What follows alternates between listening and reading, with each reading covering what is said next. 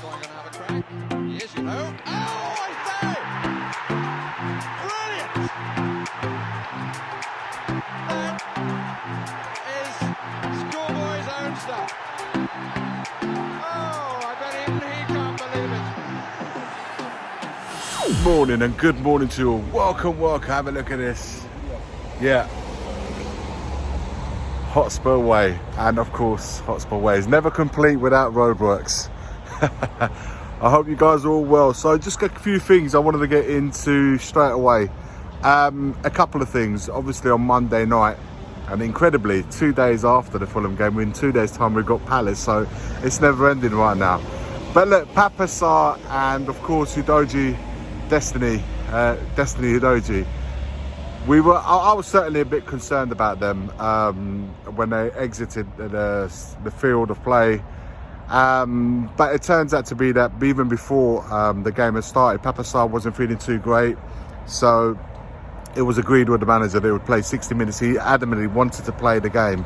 So after they said that he wouldn't have any more than 60 minutes. Postecoglou did say this after the match on Spurs play. He said he wouldn't have more than 60 minutes. So it was agreed that he'd play that much.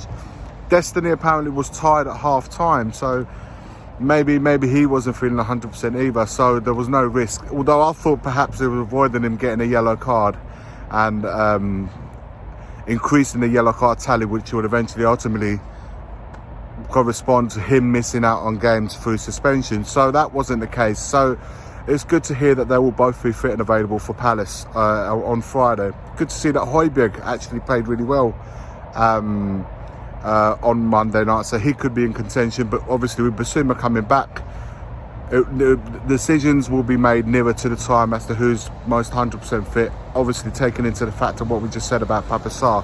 But all is good. We've got players that are back and available. We've got players on the bench with a little bit more variety, having Hill back, obviously Brennan Johnson's back, so it's good to see that the squad's beefing up and all ready to not only come here at Hotspur Way. My God, I haven't been there such a while.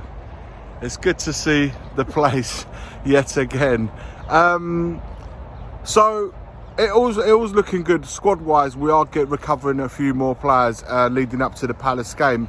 But what I wanted to speak to you guys about, it's a little bit of something that's been on my mind for a little while. Obviously currently we're sitting top of the league, and obviously if we win, keep saying obviously if we win against Palace, we clear that, we build up the points above everyone else, obviously, whilst we await everyone to play on the weekend. But what if we are in this situation still, maybe not top, but in the mix around the January time, when the second session of the market opens up, where players can be bought and let go depending on what's required, not just for us but everybody in the league.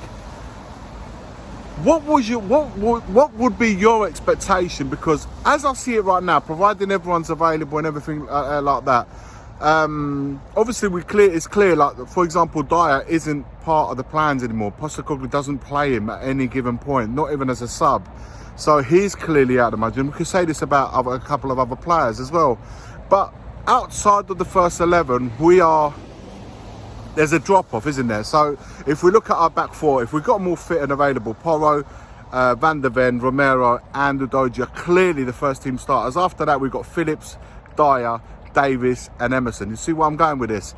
And the midfield is probably the one area that I'm least worried about, because at least we've got the numbers there that we can rotate a little bit depending who our opposition are. And of course up front, outside of Son and Maddison, we've got to keep them guys fit. And of course on the left hand side we are making do. I know Richarlison's trying and is doing whatever he can, but he's not an out and out left sided player. And of course Kulu's on the other side.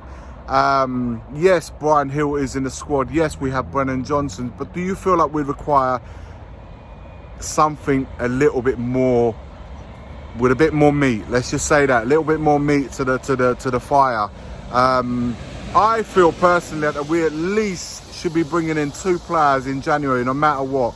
One at the back that can alternate, that can cover that left-sided in defence and left back.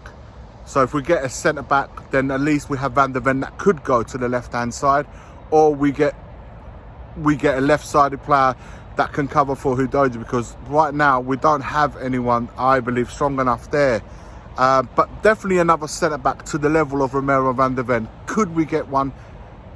Is it required? That's what I want to know from you guys. Let me know your thoughts on that one there. And of course, up front, if we lose either Son and Maddison, particularly Son, we are in dire straits. So, and what do we do? Talking about dire straits and Dyer, what do we do with players like Dyer? Do we try and ship them off and try and replace them with someone more to the cause? Do you think we need more players? Do you think we need to add to those players? Do we need to get 3 or 4? Is it likely to happen in January? Who could we possibly get? It's only going to be someone that's not really playing football anywhere else for their respective clubs. And can that be happening? Like I said, I'd expect at least a couple. And if we don't get those players in, and us being in the mix gets compromised because of that, then listen, you guys know what I think. I don't know. I have not brought that up one time since Sanjay, because I've always said the team, the manager, and everything goes on the football comes first. And if that is going well, which is doing, it's going more than well, it's going way better than I expected them. Ange Postecoglou is doing a brilliant job. He's brought in a brand of football that I'm totally and utterly enjoying, and I'm fully involved and immersed in it. I don't want anything like to get involved in that. But surely, if that gets compromised, then what we didn't do outside or on the market would compromise what's happening on the pitch, and that's where I would have an issue with. But it's early days yet, but I'm already thinking ahead, because I don't want anything to that, certainly not from our doing, that I want to stop the momentum. Now, for me, I've always said it from the off-guard. I'm not saying that we're league title challengers, never have done. I've always said our aim has got to be getting back into Europe. Now, if it's Europa, good. If it's Champions League football, that's even better than what I'd hoped for, and I would have hoped for at the beginning of the season. But if we're definitely in the mix come January, we need to then go and give the manager the support, the team the support, the fans, us that have been, listen, every week, man. Tottenham Hotspur Stadium's rocking, and away from home, I've always said it, Tottenham away fans are the best in the country, in my opinion, when it comes to supporting a team away from home, up and down the country. Let me know your thoughts about this. I'm really starting to think, because look, it's not that long. We're like coming up in November now, so it's not that long to go, and we've been very fortunate that we've got one game a week, and we've had a real bulk of it, and I touch wood that we continue to have the bulk of our players available week in, week out to play the best 11 that we possibly can. But we will, I think, need a couple of more just to really give us a push, a real proper push, in the same way Kulu and Bentancur did in that time where we needed that push the second half of the season.